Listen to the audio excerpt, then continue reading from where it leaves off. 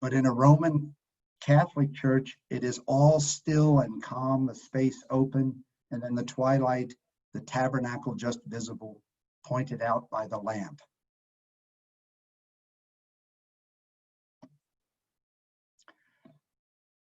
Like many Catholic traditionalists today, Charles does not want cheap grace, an easy confession, and gentle accompaniment, but clarity, demands, and depth.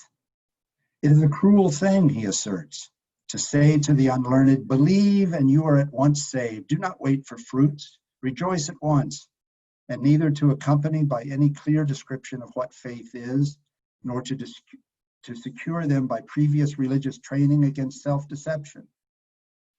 This is the description Charles gives of Church of England evangelicalism, and he knows that the joy of the gospel comes as well from the sweat of good works. Real grace bites because it must eat away sin. Indeed, the comfort of the Church of England, the easy dispensation of fast days, the pampered life of servants and tea time, the pleasures of marriage and the steady income of a cure, the life of the mind in serious study, and the solicitudes of scouts and porters, these in fact function like the first temptation of bread to Charles, and he rejects them for the austerity of celibacy, nearly forbidden by his Church of England partisans. Newman himself scoffed at such comforts before taking orders. Those who make comfort the great subject of their preaching seem to mistake the end of their ministry. Holiness is the great end. There must be a struggle and a trial. He thought of his rigorous 12 hours of study a day for the Oriel Fellowship, a due penance for having taken only a second-class degree. Ascetic enthusiasm was the early rule at Littlemore. Rising at 3, breakfast while standing, no full meal before 5 o'clock, 3 days of abstinence from meat. St. Newman himself slept for a while on the floor. In the novel, Charles is not allowed to have a romanticized view of Roman superiority. The vision and call themselves must be purified and austere. Redding's friend Vincent gives a tonic account of the repugnant corruption that Charles will face from Rome, as if that corruption is itself a motive of credibility, as it was for Bellic. Here in England, things are softened down. There, in Italy, you see the Church of Rome as it really is. I've been abroad and should know it. Such heaps of beggars in the streets of Rome and Naples, so much squalidness and misery, no cleanliness, an utter want of comfort, and such superstition and such an absence of all true and evangelical seriousness. They push and fight while mass is going on. They jabber their prayers at railroad speed. They worship the Virgin as a goddess, and they see miracles at the corner of every street. Their images are awful and their ignorance prodigious. Charles's heart seeks something deeper than the beauty of images, the purity of doctrine, and the rightness of arguments. He wants a faith with hooks, anchored so deep that it doesn't collapse from the corruption of believers. This faith knows the will is universally wounded, and therefore it almost welcomes the opportunity to set things right by paying down on this debt. A penitential faith. He says, a certain self-infliction for sin committed is pleasing to him. I certainly fancied that fasting, abstinence, labor, celibacy might be taken as a make-up for sin. It is a not very far-fetched idea. Perhaps our highest perfection here is penance. This enthusiastic desire for penance is the astonishing doorway to Redding's conversion. Yes, his mind requires the authority of dogma given by Rome, the solidity of magisterial teaching, its prophecy, its anathematizing power, but his heart also has its reasons. This student of Greek authors served by porters and scouts rejects comfort for suffering. Charles's interior life, however, is obscure to himself and to Newman's readers. If the novel has a problem, it's here. The impassioned case for conversion is urged on a heart that does not seem to need an extreme measure. Charles has appeared a good chap, and not at all a miserable sinner. Like Chesterton, Charles goes to Rome to have his sins forgiven, but the sins for which he wishes to inflict himself remain unknown and even unlikely.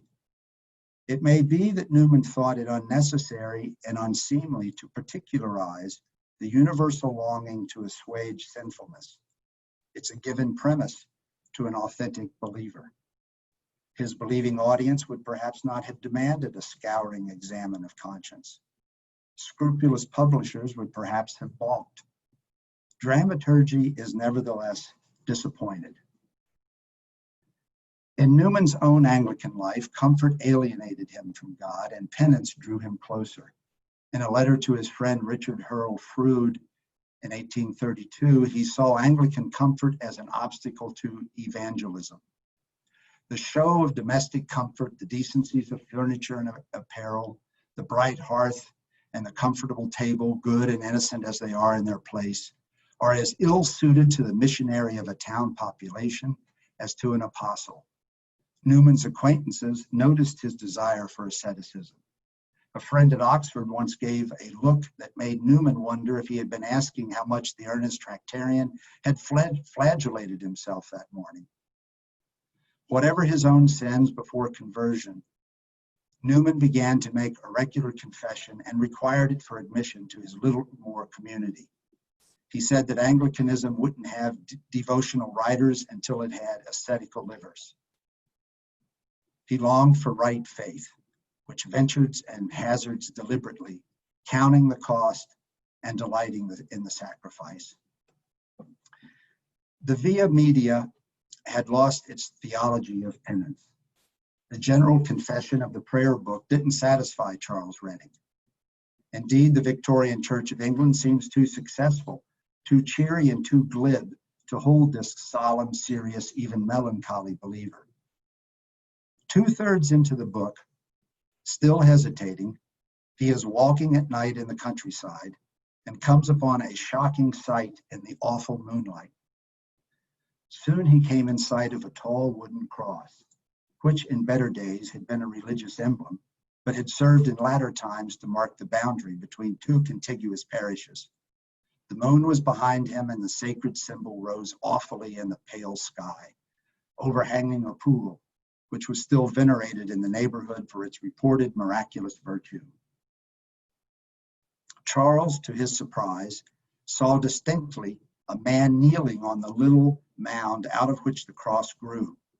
Nay, heard him, for his shoulders were bare and he was using the discipline upon them, while he repeated what appeared to be some form of devotion.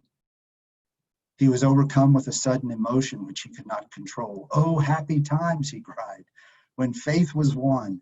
Oh, blessed penitent, whoever you are, who know what to believe and how to gain pardon and can begin where others end. Here am I in my 23rd year, uncertain about everything because I have nothing to trust." He drew near to the cross, took off his hat, knelt down and kissed the wood, and prayed a while that whatever might be the consequences, whatever the trial, whatever the loss, he might have grace to follow whithersoever God should call him.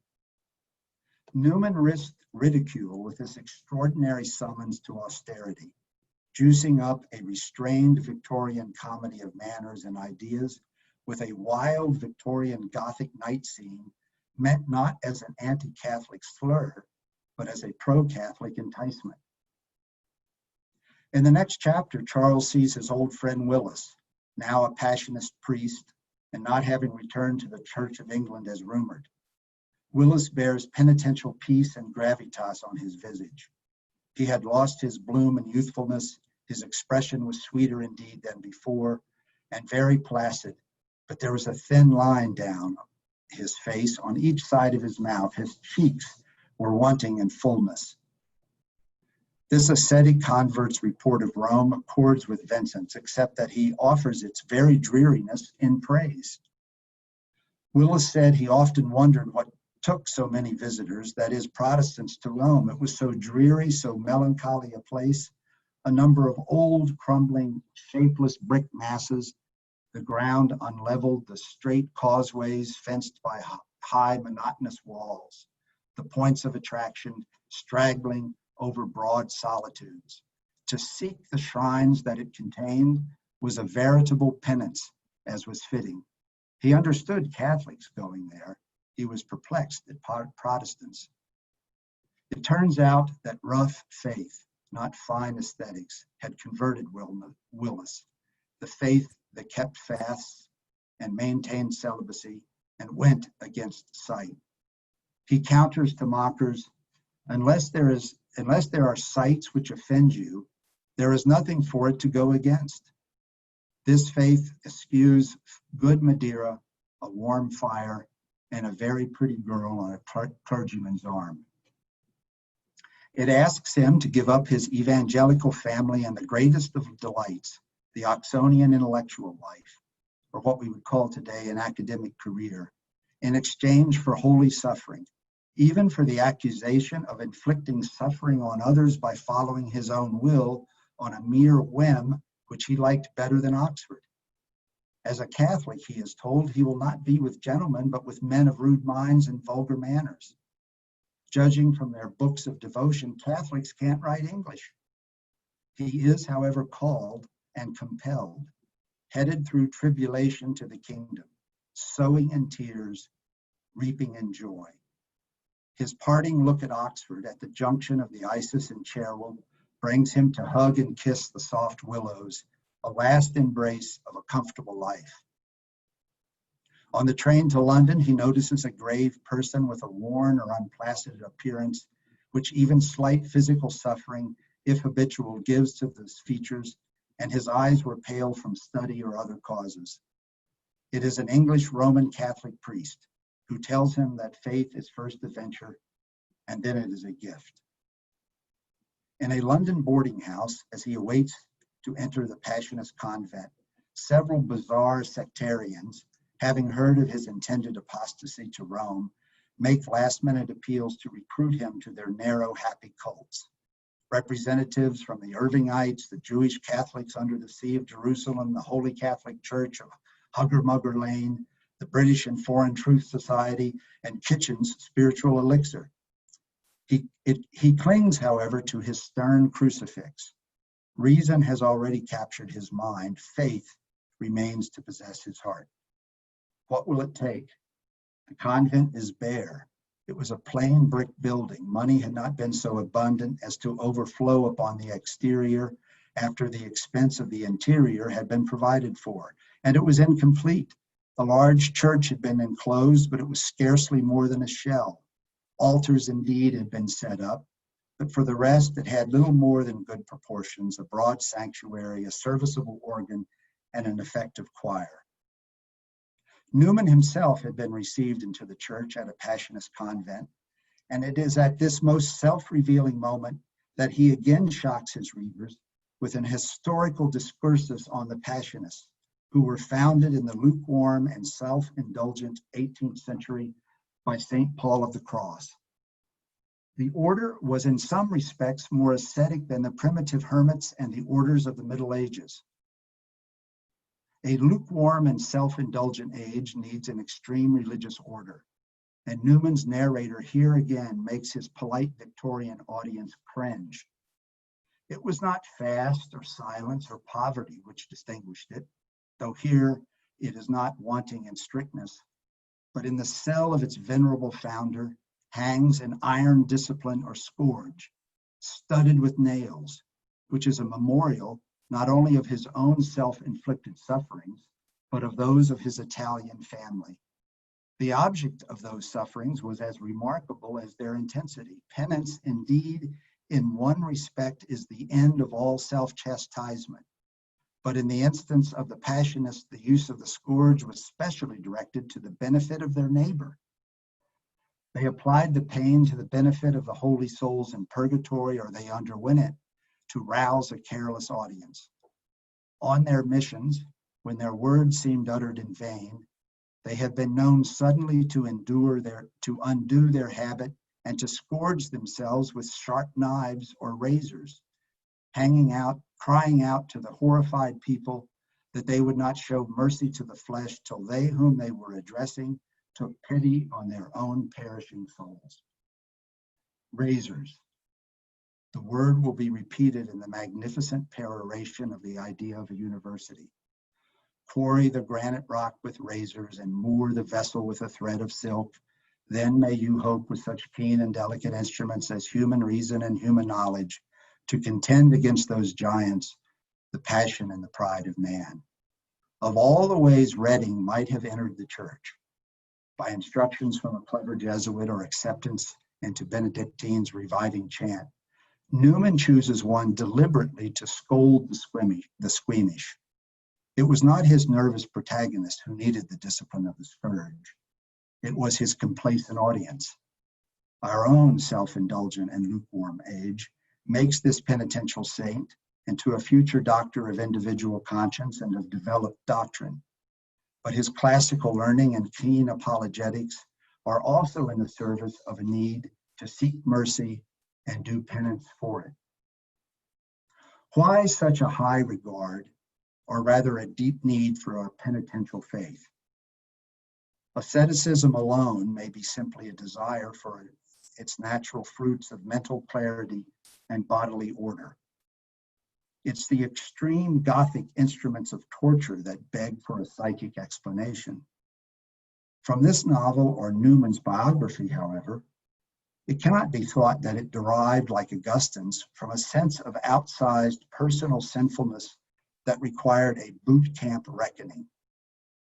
The answer, I think, is not psychic, but dogmatic, and revealed in that stunning Ciceronian description of original sin, that terrible aboriginal calamity in Newman's Apologia, with its catalog of man's aimless courses, impotent conclusion of long-standing facts, the defeat of good, the success of evil, man's far-reaching aims, the blind evolution of what turns out to be great truths, physical pain, mental anguish, the prevalence and intensity of sin, and dreary, hopeless irreligion, that condition of the whole race which is absolutely without a human solution. So devolved, so alienated, so hopeless, this fallen creature, a boy of good mind and make, can find help only in a creator that has gone to the extremes of an infallible church, a supereminent prodigious power sent upon earth to encounter and master a giant evil. Penance is a finite, pale, but analogous solution to the giant problem of evil afoot in every corner of the world. It is man's pitiful part in cooperation with grace, an extreme method necessary to combat the 10,000 difficulties posed by those twin giants, the passion and the pride of man. This outsized notion of penance derives from that distinct and nearly forgotten Catholic idea that our own personal suffering can be offered up as payment for the sins of others, even unknown to us. Martyrdom is the ultimate penance, and martyrdom of a convert is the subject of Newman's other Victorian novel, Callista, about another diffident Christian who suffers for the one true and austere Catholic Church amidst comfort-seeking apostates. This historical novel foresees the soft persecution of liberal totalitarianism in his day by looking back at the vicious persecutions of the Emperor Decius before the age of Constantine. It also includes several sensational Gothic touches: a virginal maiden tortured by evil institutional functionaries, a curiosity seeker of dark forces touched by madness, a wicked witch delighting in malevolent magic, a devastating plague that has satanic focus and power. Newman uses the tonality and tropes of the Gothic novel, however, for precisely the opposite purpose of the traditional Gothic, to praise Catholicism. Indeed, he acknowledges the Gothic borrowing in his lurid pot-boiling description of the imperial court at Callista's trial. In the vestibule of the court, to confront the prisoner on her first entrance, were the usual instruments of torture. The charge was one which can only be compared in the estimation of both state and people in that day to that of witchcraft, poisoning, parricide, or other monstrous iniquity of Christian times. There were the heavy boiae, a yoke for the neck of iron or of wood, the fetters, the nervi, or stocks in which hands and feet were inserted at distances from each other, which strained or dislocated the joints. There too were the virgae, or rods with thorns in them, the flagra, lori, and plumbati, whips too, and thongs, cutting with iron and bruising with lead. The heavy clubs, the hook for digging into the flesh, the ungula, said to have been a pair of scissors, the scorpio and pecten, iron combs or rakes for tearing, and there was the wheel fringed with spikes on which the culprit was stretched. Newman boomerangs upon the reader the Gothic view of the Inquisition. These instruments of terror in their Latin names are meant to exalt the commitment of true Christians rather than impugn them for being damaged by superstitions from Rome. Like Charles Redding, alas, the heroine Callista also cannot bear the weight of dramaturgy. She waffles for a faith she does not understand and barely knows about, then plunges headlong into bloody glory after a reading of Luke and a single catechism lesson. Her corpse, unlike the more humanly portrayed Father Zosima's in the Brothers Karamazov, is supernaturally sweet-smelling. But what was wrong with this innocent pagan child that she should have stunk in the first place? As we hear about Charles's spiritual crisis, but do not feel its urgency, as if a tender wound should be left unexplored, we are left in the dark about her need for martyrdom. The believer with Newman's assumptions perhaps does not need to be reminded of the ubiquity of sin, but the novel is an opportunity to evangelize through a compelling encounter with a lost soul who gains eternity. For all that, however, both novels headline a hard truth neglected by mere creators of beautiful images. Liberalism was wrong, not only in turning from the old to challenging content, but also from forgetting the rigorous ancient forms. Charles's trouble went in a moment, and he could have laughed for joy. Kneeling before the tabernacle, he finds himself in the possession of a deep peace and serenity of mind, which he had not thought possible on earth. This new saint's first book after his conversion tells a surprising story. Easy evangelism still gets it wrong when Newman got it so right a century and a half ago. Unbounded, selfish pleasure is our cordial. Who could possibly think that today's organized religion loses membership because of rules and austerity? For today's converts, the new energy comes often from Ember Days, Ash Wednesday, veils, reception on the tongue, and unworthiness. Self-esteem has not enjoyed what it has found in the mirror. The clogged, fatty heart needs more than bandages in a field hospital. For Christendom itself has apostatized. For lust, gluttony, and greed. Such a heart needs razors, the small razors of fasting, kneeling, and ashes, and the giant razors of self-knowledge and self-denial. They may not quarry the granite rock, but they can tame the wayward will and spur on frozen deliberations. Thank you all for listening. Thank you very much. That was great. That was really good. I got pages of notes here. Does anyone, if anyone wants to ask a question, maybe raise your hand, and then I'll then unmute yourself. So, who wants to kick it off?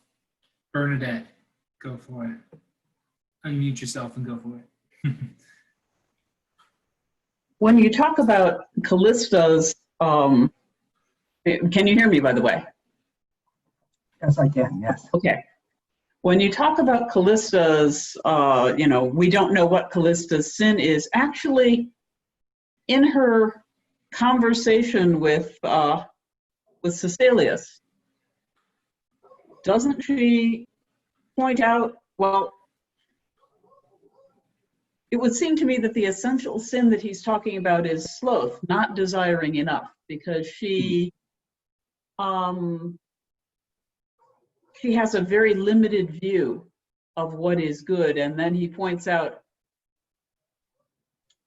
send that on into eternity. You're going to get sick of it. There's not enough there. So I think that it's the kind of sin of the people in limbo in Dante's Inferno. But I hand it over to you. Could that be her sin? Yeah, and I think that's probably the sin of paganism, sloth, of not living, of not knowing why she lives. Remember, she was a maker of images of the Roman gods and the Greek gods. That was her life, but it didn't seem to bring her happiness. I didn't catch that particular line. My point was that in both novels, whatever sinfulness is there, it may be referred to from time to time, but it's not dramatized. We don't feel it. It took me by surprise that Callista and really in a sense also Reading would convert and would move to a new life. It was still a surprise, even though he had been thinking about it the whole time. And it came as a surprise because I didn't feel it in the drama. There was a lot of talk. There was a lot of talk about it, and the others kept talking about him, but he didn't seem. He and the reader didn't seem to be understanding the talk from what was being portrayed about his inner life. Let's maybe put it that way. But that's my reading of it in any case. Maybe it's a discretion on, maybe it's the Victorian discretion of both the age and also of Newman himself in not going into the confessional. But in any case, thank you for pointing that out, though, about a line that I seem to have missed. Well, Newman is a saint. He's not George Eliot in terms of being able to bring out the details of inner life. Certain skills he has. But I think I should yield to Father Juan. Yeah, go ahead, Father Juan. Well, Benedetto, he in his sermons, he really does. In the sermons, it's different. He does get into the inner life, but I see your point too. Kenneth, this is superb, wonderful. I'd never seen that comparison between both the novels. I think it's wonderful. Really enjoyed it. Thank you. And how you signal out penance. And I have a question about that. Another question. The first one's an easier one. You hear people say, "Oh, it's not autobiographical. It vaguely is autobiographical." When I read it, it seemed, well, biographical, but people say it's vaguely autobiographical. What do they mean? The second question is, I hadn't paid attention now how much he talks about the scourging, and I just hadn't seen all that you've said, and it sounds over the top. The audience reading it must have been, like, well, you said, very surprised, but. Well, from what I understand, it sold very well, went through several editions, and was quite popular, which is a little bit surprising. And it may have been that I emphasized the torture chamber instruments and the element of penance more than his audience would have noticed. But it just struck me. It seemed to me that it was autobiographical. There were lines when I was reading a couple of biographies of Newman, and I cited one in my talk. There were words. The word cordial, for example, our comfort is a cordial, which appears in the novel, comes right from one of his letters. when he was writing to someone. And I'm sure if I were looking to prove that, I could find many more places in his personal writings, his journals, diaries, where the language was very close to the language of the novel. It was also, I think, the very first thing that he published, the first book at least that he published after his conversion. And the subtitle is The Story of a Convert. The audience had to have been thinking of him, writing about himself there. It just seems to me. He was a well-known convert at the time. So I'm surprised. I'm not a Newman scholar at all, so I'm surprised that there are deniers that say that it's not autobiographical, but maybe there are many non-autobiographical elements in the portrayal as well. So, yeah. Thank you.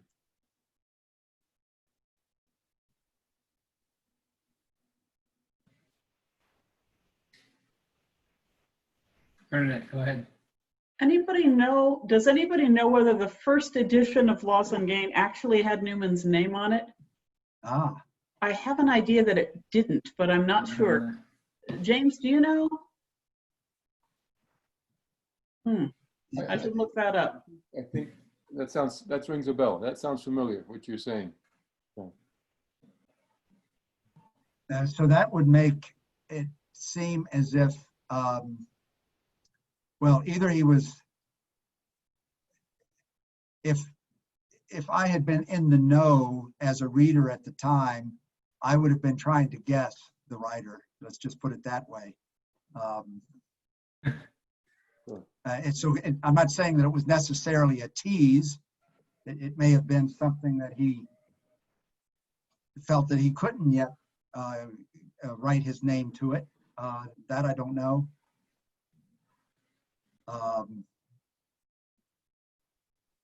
People absolutely took it as a roman à clef. They were identifying particular people all over the place, and actually kind of justifiably so. So more than just, so the characters they were trying to identify as perhaps part of the coterie of Newman. And do you think? Sure, there were people. Oh wow, someone's got a note to send to us. Yeah, if you look in the chat, Yeah. Adam has put a link to first edition. Yeah, go ahead, Adam. Yeah, go ahead. Yeah, no, I just really couldn't resist, so I had to look it up. That's, I guess it's one of the benefits of doing this virtually, is you also have the tools of research closer to hand. So I just did a quick Google search. Yeah. And here's reportedly a first edition of it, and it's noted here that he was writing it anonymously. Okay. So I imagine that it was published. The first edition was published anonymously. I thought so. And why would that be? Why did he publish it anonymously? Well, it was published in reaction to someone's novel that had a convert who came over to Rome and was horrified and disgusted and turned back to the Anglican Church.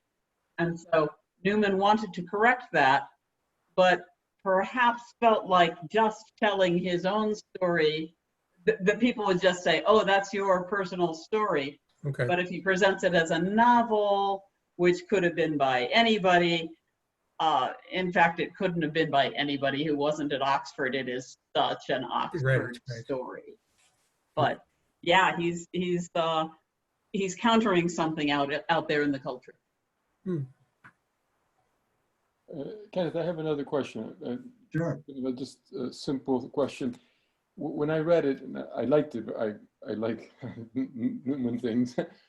I enjoyed it, and I recommend it to people in Callista. I recommend Callista more. And the question is this: it's just kind of theological. It's all about religion and faith, and well, Callista also, but much more. As a writer, when you see that, what do you think are people is it too religious for people? The topic's religious, obviously, but the dialogues, everything's is a little dense. What do you? Well, yeah, I didn't find it, full of theological jargon that would be off-putting. I mean, Newman's, as you know, Newman's education was so deeply classical, and yet his Greek and Latin, but he was well read in English. He could write and make himself clear like no one else. I mean, he's one of the most magnificent writers of prose in the 19th century, and there's clarity. There's utter clarity. So no, I don't think there's. But being off-put by the religious topic, sure, there are people who you mention the word religion or Catholic, or they immediately run away. As a novel, I guess I would say, though, I found it not as bad as I thought it was going to be. I've read other books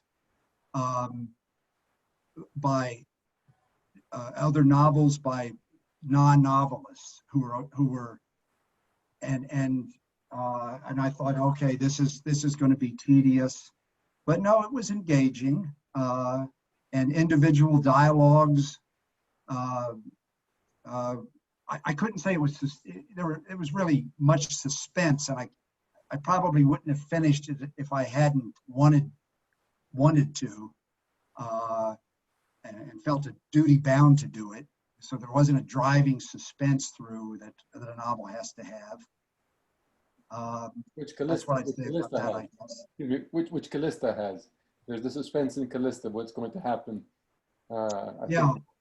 Yeah, and although, I think that comes later. It didn't, for me, the thing about Callista is that it's a portrait of that time in the classical world, and Newman must have known that from his classical studies. There were many touches. I didn't go into it at all in this, but there were many touches. I've studied Latin and Greek, and there were many things, minor points that from the period that he knew and worked into the novel. So.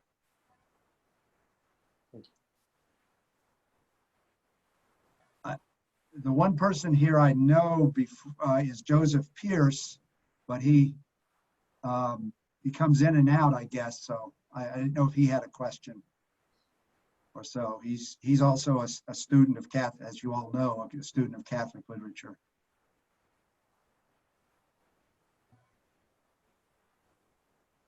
Let me ask this, since I'm not a Newman scholar, are these novels always read by, I mean, are they just, you have to read them as a Newman scholar, or they look, how are they taken by the professionals? I'm a literary scholar, so okay. they were they're part of my work. But in fact, rarely at a Newman conference, unless I'm doing it, do I hear anybody talk about the novels. So I was really excited to hear you come and talk about them. Yeah.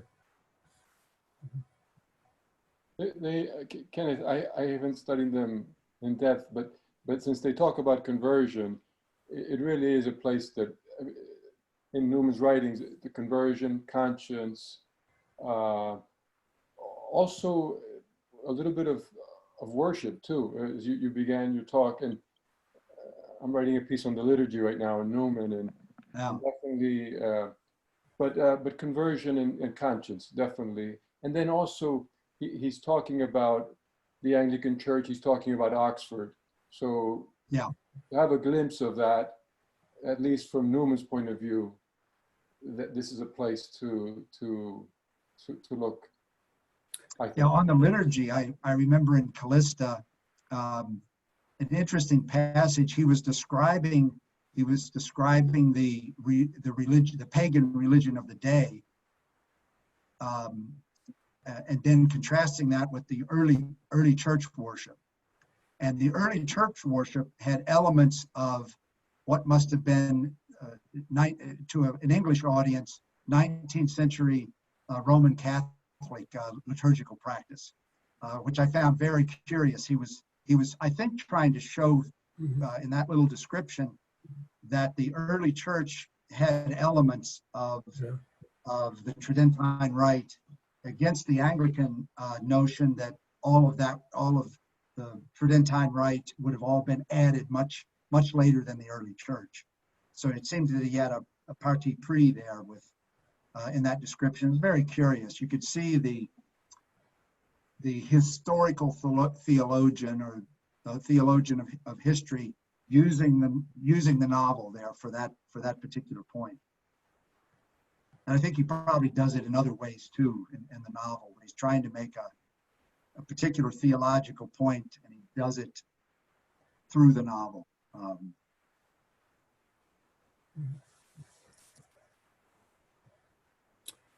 You know, I love the novels, but I've never had a chance to teach them. And I was wondering if anybody has experience with today's college students and how they react to the novels. Or maybe not, it wouldn't have to be in a school setting, a book club. I don't know, just, you know, your thesis that it really would speak to contemporary people. Yeah, I'm just wondering, does anybody have any experience with that?